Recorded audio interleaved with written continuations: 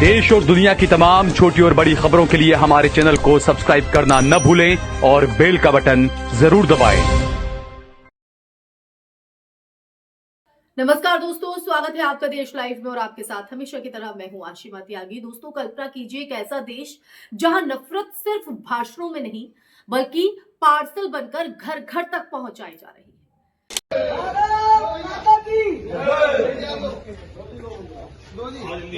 ये अपनी बहन बेटी की सुरक्षा के लिए अगर बांग्लादेश जैसी स्थिति पैदा होती है तो मुल्लाओं को प्रार्थना है, विधर्मियों को अपनी सुरक्षा हेतु जय श्री राम,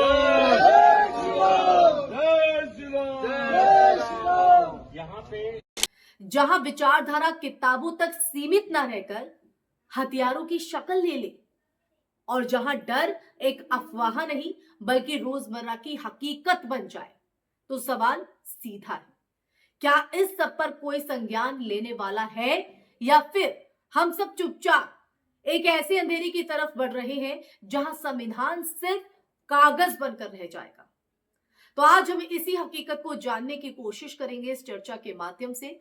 चर्चा में आगे बढ़ूं उससे पहले आप लोगों से हमेशा की तरह अपील, इंसाफ की आवाज को बुलंद करने के लिए और सच्ची पत्रकारिता के लिए हमारा यानी देश लाइव का सहयोग करें। साथ ही डिस्क्रिप्शन में दिए गए लिंक को ओपन कर ज्वाइन बटन दबाकर आप हमसे यानी देश लाइव से सीधा जुड़ सकते हैं। दोस्तों वापस आज की चर्चा पर लौटते हैं, मुख्य विश्लेषण पर आते हैं।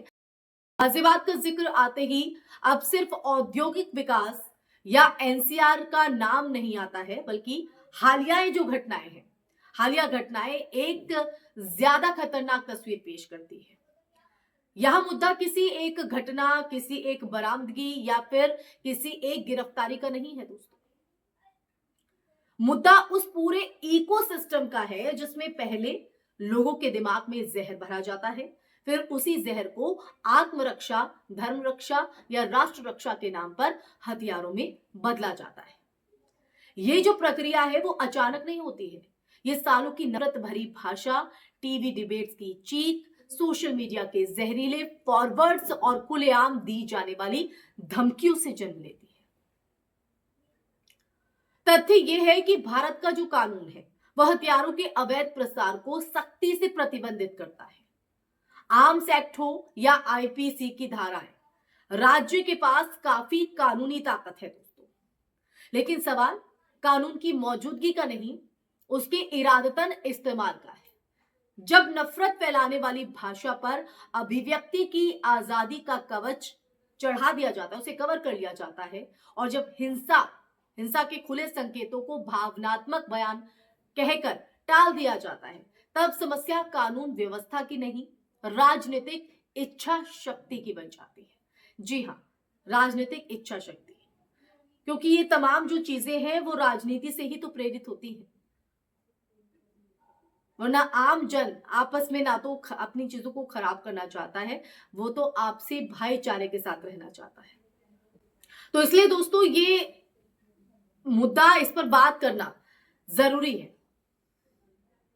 राजनीतिक इच्छा शक्ति मैंने इसलिए कहा क्योंकि यह भी समझना जरूरी है कि जो हिंसक विचार अपने आप में एक हथियार है।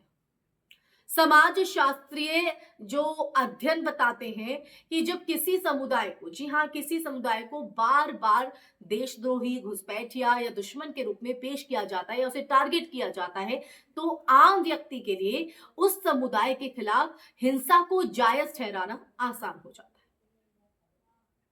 यही वो पॉइंट है, बिंदु है, जहां भीड़ इंसान नहीं लक्ष्य देखने लगती है। और फिर किसी गली, किसी मोहल्ले, किसी शहर जैसे गाजियाबाद में हालात कभी भी फिसल सकते हैं।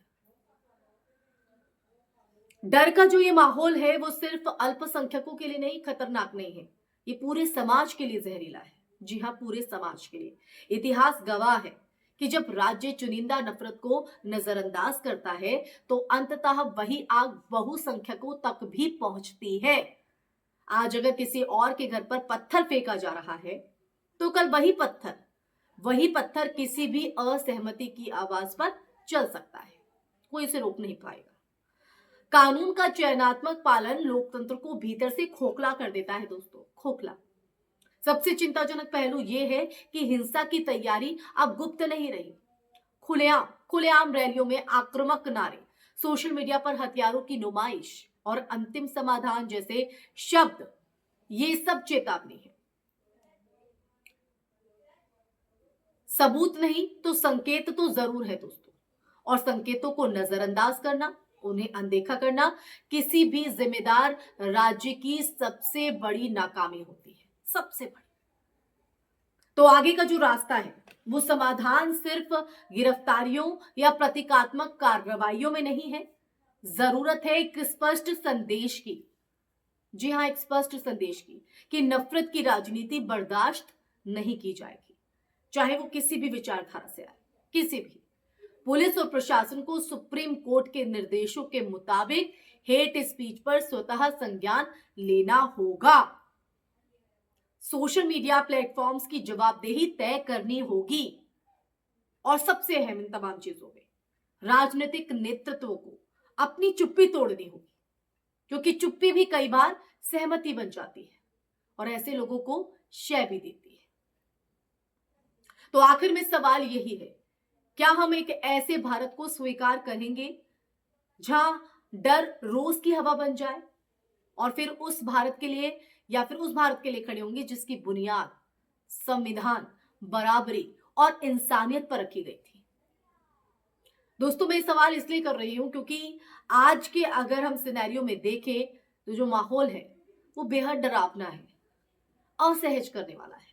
इसलिए वक्त है हमारे फैसला लेने का, हमारी आवाज को उठाने का, सवाल पूछने का, ताकि आने वाली पीढ़ी को हम एक अच्छा माहौल दे सके, नफरत का नहीं, प्यार का, स्नेह का, आपसी भाईचारे का। तो ऐसे में दोस्तों अब हमें यह तय करना होगा कि हम उस भारत के लिए खड़े होंगे जिसकी बुनियाद संविधान, बराबरी और इंसानियत पर रखी गई थी। गाजियाबाद सिर्फ एक चेतावनी है, सिर्फ एक चेतावनी। अगर आज हमने हिंसक विचार और हिंसक हथियार के इस गठजोड़ को नहीं रोका तो कल इतिहास हमसे यही पूछेगा कि जब नफरत दरवाजे खटखटा रही थी तब आप क्या कर रहे थे। इसलिए दोस्तों ये अब हमें फैसला लेना होगा। इसी के साथ इस चर्चा में फिलहाल के लिए बस इतना ही। ये चर्चा आपको कैसी लगी, आप मेरी बात से कितना इत्तेफाक रखते हैं, और जो आखिर में सवाल मैंने आप लोगों पर छोड़ा है, इस सवाल का जवाब कमेंट सेक्शन में कमेंट करके जरूर बताइएगा दोस्तों, और इस पर आपका नजरिया क्या कहता है। इस हकीकत को जानने के बाद आपके मन में क्या विचार है वो भी साझा कीजिएगा। इस वीडियो को ज्यादा से ज्यादा शेयर कीजिएगा ताकि ज्यादा से ज्यादा लोग इस सच को जान सके, पहचान सके और अपने हित में, देश हित में फैसला ले सके। इसी के साथ दोस्तों हमारे चैनल देश लाइव को सब्सक्राइब भी कीजिएगा ताकि देश लाइव आपके लिए सच का संवाद ऐसे ही लाता रहे, ये सिलसिला आपके साथ यूं ही बरकरार रहे। इसलिए ज्यादा से ज्यादा सहयोग की आपकी जरूरत है। इसी के साथ आप लोगों से इजाजत लेना चाहूंगी, फिर हाजिर होंगी ऐसे ही मुद्दे के साथ। तब तक के लिए अपना ख्याल रखिए। जय हिंद, जय भारत, नमस्कार।